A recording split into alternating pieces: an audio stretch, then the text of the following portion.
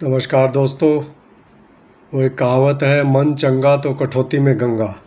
अगर आपका मन स्वस्थ है तो आपको शारीरिक रूप से स्वस्थ रहने में कोई कारण नहीं है कि आप पूर्ण रूप से स्वस्थ ना हो।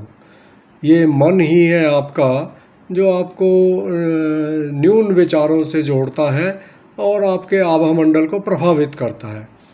मेन रूप से कोई भी रोग अगर आता है तो उसके 6 महीने पहले से ही आपका आभामंडल डिस्टर्ब होना शुरू हो जाता है, क्योंकि एक विचार है जो आपको बीमार करने के लिए लग जाता है और आपके आभामंडल को प्रभावित करने लगता है। और जब वो विचार इतना परिपक्व हो जाता है तब जाके आपके शरीर के ऊपर वो रोग के रूप में अपने आप को प्रकट करता है। तो उत्तम कार्य तो यही है कि आप अपने विचारों को सात्विक रखें, हमेशा अच्छे विचारों को ही मन के अंदर बढ़ावा दें और अपने आभामंडल को किस तरीके से आप संतुलित करें और किस तरीके से आप का आभामंडल विकसित हो, इसके ऊपर विशेष ध्यान देने की आवश्यकता है। और आभामंडल को विकसित करने का केवल एक ही मात्र है कि आप हर समय पॉजिटिव थिंकिंग, हमेशा सकारात्मकता से जुड़े रहें।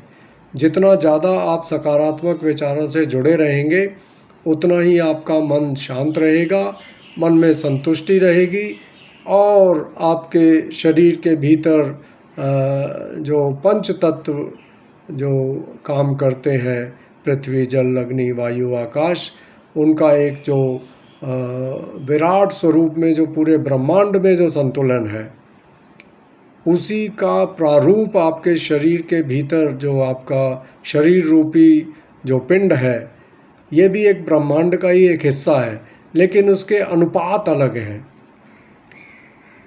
पूरे ब्रह्मांड को देखा जाए तो उसमें आकाश तत्व सबसे बड़ा है, फिर वायु तत्व है, फिर अग्नि है, फिर जल है और पृथ्वी तत्व सबसे छोटा है। लेकिन हमारे स्थूल शरीर में, क्योंकि ये स्थूल इसको कहा गया है, देहा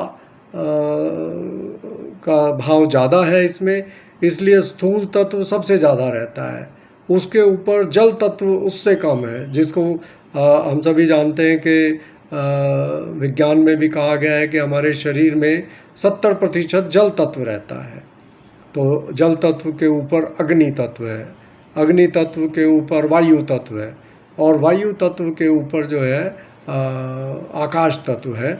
और आकाश तत्व बहुत ही सूक्ष्म रूप से हमारे शरीर के अंदर विद्यमान रहता है, जो हमारी जो नाड़ी तंत्र है उसमें रक्त की धारा को जो लेके चलता है, उसमें जो सूक्ष्म आकाश तत्व है वो उस वेग को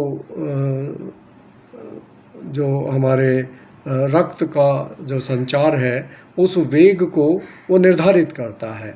और उसी के अंदर संतुलन थोड़ा सा भी गड़बड़ हो जाए तो हमारे अंदर जो भीतर जो 5 प्रकार के प्राणवायु काम करती है, प्राण अपान व्यान उदान समान, तो वो भी डिस्टर्ब हो जाती है।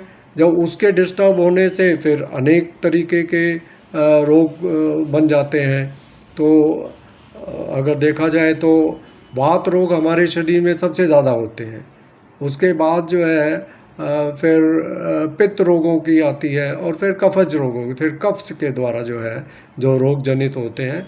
तो इस प्रकार से जो 3 जो हमारे त्रिगुणात्मक ऊर्जा जो काम करती है वात पित्त कफ की, उसका भी संतुलन डिस्टर्ब हो जाता है और वो केवल हमारे विचारों से ही हम उसको कंट्रोल कर सकते हैं। अगर आप सकारात्मक विचारों को अपने जीवन में अपनाते हैं, अपनी रोज़मर्रा की ज़िंदगी में अपनाते हैं और संतुष्टि का भाव करते हैं। संतुष्टि का भाव तभी आपके मन में आता है जब अपने सामर्थ्य के अनुसार पूरा श्रम आप करते हैं और श्रम करने के बाद समर्पित भाव से परमात्मा की अनुकंपा से जो उसका पारितोषिक आपको मिलता है उसमें संतुष्ट रहते हैं और अपना जीवन यापन करते हैं, परिवार के अंदर अच्छा सौहार्द बना के रखते हैं, तो वही आपके जीवन के अंदर संतुष्टि का भाव पैदा करती है। उसी से आपका आभा मंडल विकसित होता है। आपके चेहरे की कांति, आपके मुखमंडल की शांति, आपके मुखमंडल की आभा आपको बता देती है कि आप इस समय कितना संतुलित हैं, कितना आपके भीतर की ऊर्जा संतुलित रूप से काम कर रही है। और यही चेतना ही जो आपके भीतर काम करती है, यही आपके आध्यात्मिक विकास का भी कारण बनती है।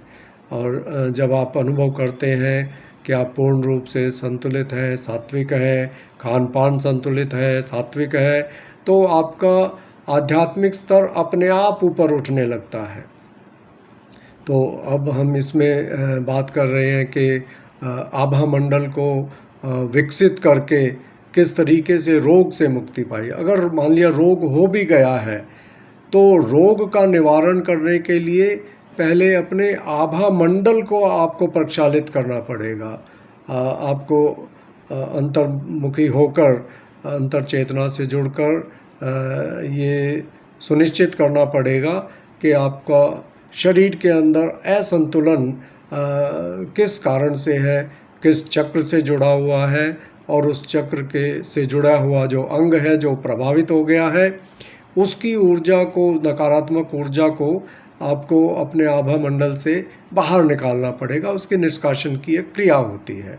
तो उस क्रिया के अनुरूप जब आप किसी भी समर्थ आभा मंडल के विशेषज्ञ से चर्चा करेंगे तो वो आपके आभा मंडल का निरीक्षण करके आपको बता देगा कि आपको किस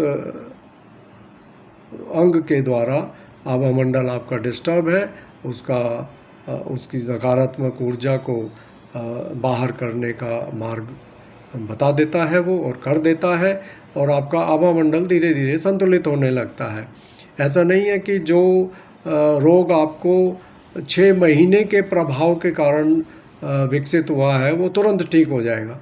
हाँ, कुछ केसेस में हो जाता है कि जो इमीडिएटली कोई प्रभाव बना है तो उसका तुरंत जो है 1 या 2 बार में ऊर्जा का प्रक्षालन करने से वो ठीक हो जाता है। लेकिन जो गहरा है, जो आपके अवचेतन मन में बैठा हुआ है, गहरे टाइम का है, या कहें कि पूर्व जन्म का भी है, तो उसको भी प्रक्षालित करने के लिए कुछ समय लगता है।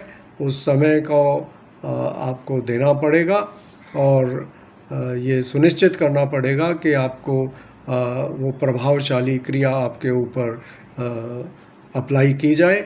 और उसको जब आप अप्लाई करेंगे तो धीरे धीरे आप पाएंगे कि आपका ऊर्जा का संतुलन बनता जा रहा है, रोग की स्थिति दूर होती जा रही है, मन भी आपका प्रसन्न व प्रफुल्लित होता जा रहा है। तो इस प्रकार से आभा मंडल के इस प्रयोग को अच्छी जानकारी रखते हुए आप किसी अच्छे विशेषज्ञ से, या स्वयं भी अगर उसको आप सीखना चाहें तो सीख सकते हैं। और उसके लिए थोड़ा सा प्रयास आपको करना पड़ेगा कि आप किसी अच्छे विशेषज्ञ से मिलें और उसके बारे में जानकारी करें, और स्वयं को स्वस्थ रखने के लिए अपने आभा मंडल को, अपने मन को सकारात्मक विचारों से भरना अति आवश्यक है। आशा है कि यह वीडियो आपके लिए प्रयोग में लाभकारी रहेगा, और अन्य किसी जानकारी के लिए अगर आप चाहते हैं तो आप मुझसे संपर्क कर सकते हैं, या अन्य जो भी आपके संपर्क में नज़दीक में हैं आप उनसे संपर्क कर सकते हैं, और अपने आभा मंडल का प्रक्षालन कराकर अपनी बीमारियों से दूर हो सकते हैं। बहुत बहुत धन्यवाद, शुभकामनाएं।